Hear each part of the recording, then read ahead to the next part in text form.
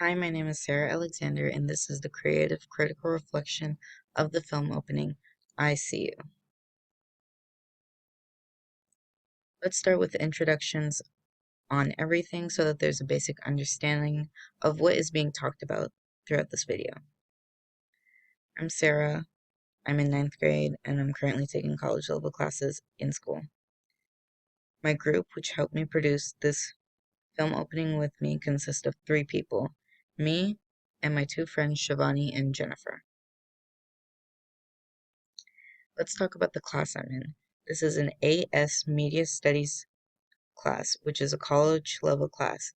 One component to completing this course is creating a 2-minute original opening scene, which is the whole reason I created this presentation. On the side here, you can see a course overview of this class. Now let's talk about the film. Our film name is I See You. It is a mystery/thriller, and we chose this genre because we were familiar with a lot of movies that were within this same genre. Let's talk about the basic conventions that we noticed in other films and what we actually used in our films. Before planning our film, we researched other films in our genre so that we could be guided on the right track to see what some basic conventions there were. We noticed how important it is to have something that either foreshadows something or has a hidden message or importance in that film later on. In my film, that is the text that the stalker sends, which is I see you. To exemplify this, we made the last shot a shot of the text that was sent, which again was named I See You, also acting as our film title. A lot of films also had flashbacks, so we used one of those so that the viewer can understand what happened in the film. Now I will talk about the use of the 4 key concepts in my film. Let's start with cinematography, camera angles. We noticed that in a lot of films of our genre, there were a lot of high angle and low angle shots, so we used those as well. The low angle shot helped capture the fear in the character's face, and the high angle shot was able to show the dead body so that the viewers can also see a part of the environment that it was in. Over here, I have a picture of the high and low angle shots. Now the use of cinematography camera movements. Movies in my genre usually use dollying and zooming. Our opening scene doesn't have a lot of moving as it's filmed with a Steadicam, but we did use dollying as well at one point.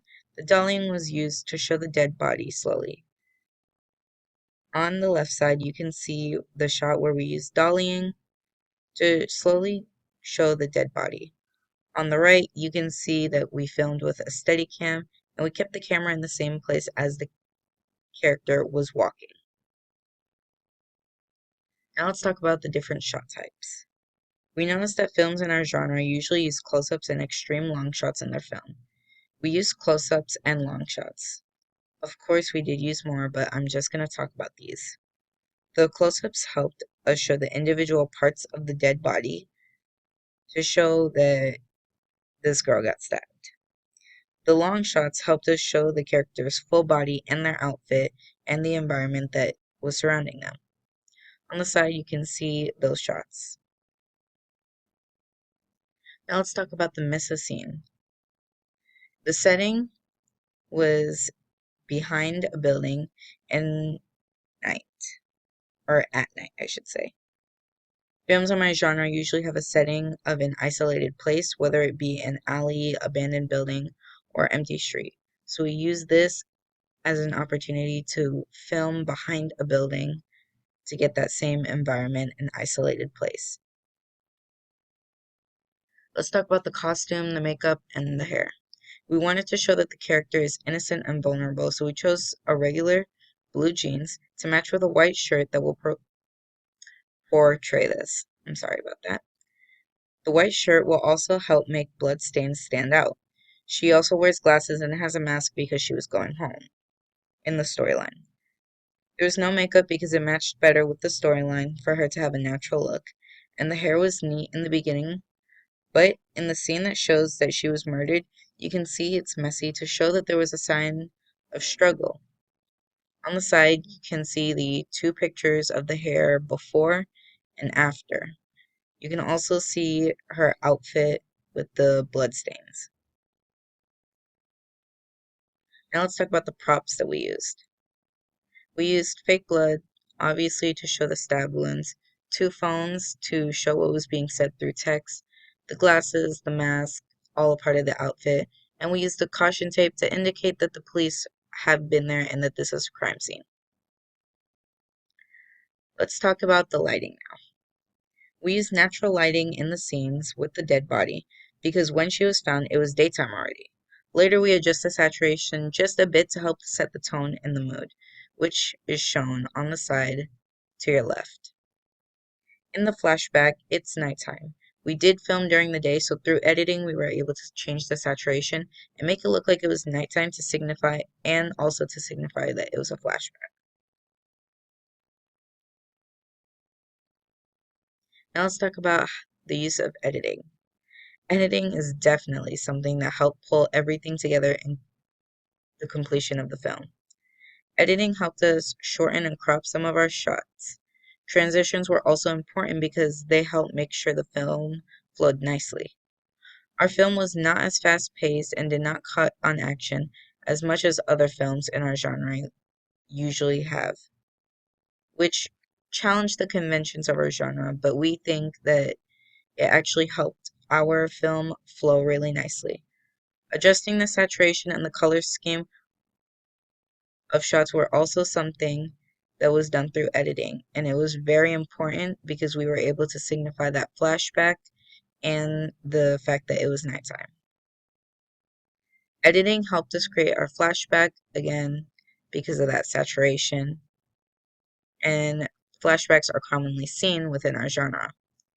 Editing also allowed us to add our credits and proper sound to complete the film. Speaking of sound, let's go into sound. High-pitched sounds are usually what is found in these types of films to build fear and suspense. We had to find one that would match the tone that we wanted and was a bit high-pitched.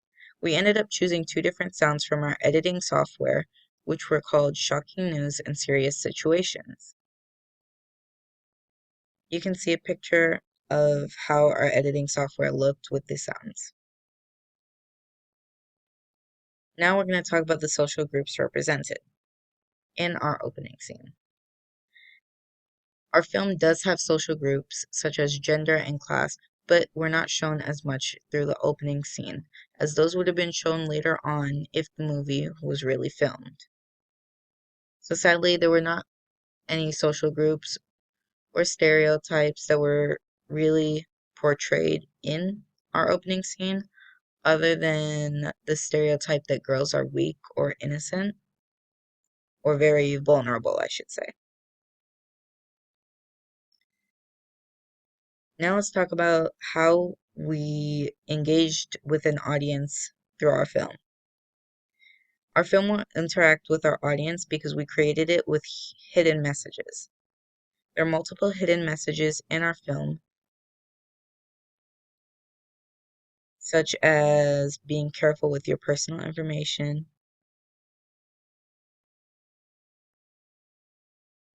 power and class, and uses of gender stereotypes about girls being vulnerable, as we stated before.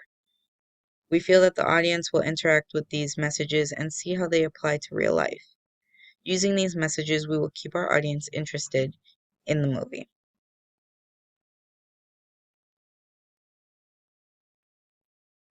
Speaking of our audience, let's talk about who is our audience. Our target audience are teenagers and young adults, around the ages 15 to 24. I think they'd be interested in this because of the message, stereotypes, and the suspense. They're also at an age when they should be learning to be careful with their personal information, which is why we want our audience to be around that age range. Now let's talk about how I would distribute my marketing and market my film.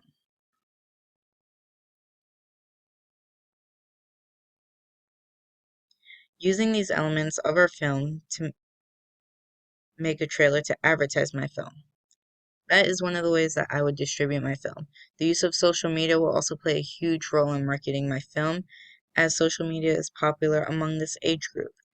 If the news spread about a film on social media, it can blow up and attract more people to watch it, causing my film to have the potential to be a success. Now let's focus on my improvement. In this section, we'll just talk about what I knew when I first walked in, what I was learning, how I was using what I learned, and my final products. When I first walked in to the class, it was difficult for me to understand all the concepts being taught. I did not understand how much thought and planning does go into producing a movie. Slowly, I started to grasp an understanding on things and was able to have a basic understanding on this new world, the one of filmmaking. After a few months, we were assigned to make a Christmas music video. We basically had to choose a Christmas song and make a video of our choice. My group chose Jingle Bells, and only when we started the filmmaking process did I realize just how tedious it would be. I didn't know just how much thought and effort was put into filmmaking even before the filmmaking had started, such as scripting and storyboarding. This music video was not the best, and there were not a lot of uses with the four key concepts, and there wasn't any meaning behind it. This was the script we did for this project. You can see that my group put little thought into it, as most of it is the same, talking about a random person singing and dancing to the song and singing their part in the song. There are also some pictures from our music video, and as you can see, it's just random people and things posing for the camera. Now we're going to look at my opening scene compared to that. In the opening scene, I can see a lot of improvements with my production skills. The link will be in the description, as well as the Christmas music video. I paid attention to the four key concepts and created meaning, using the conventions from my genre. Here's some shots from the opening scene that you've seen before. Scripting and storyboarding. I just wanted everyone to have a quick look at my storyboard and my script because they were a very important part in making my film. I also think that's something I improved on.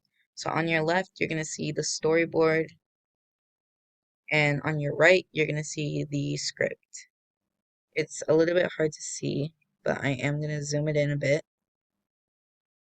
And you can kind of just see that there was a lot more effort put into this than the Christmas music video project.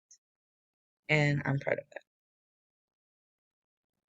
So to kind of like sum everything up in one, I improved on my production skills. I improved in creating meaning.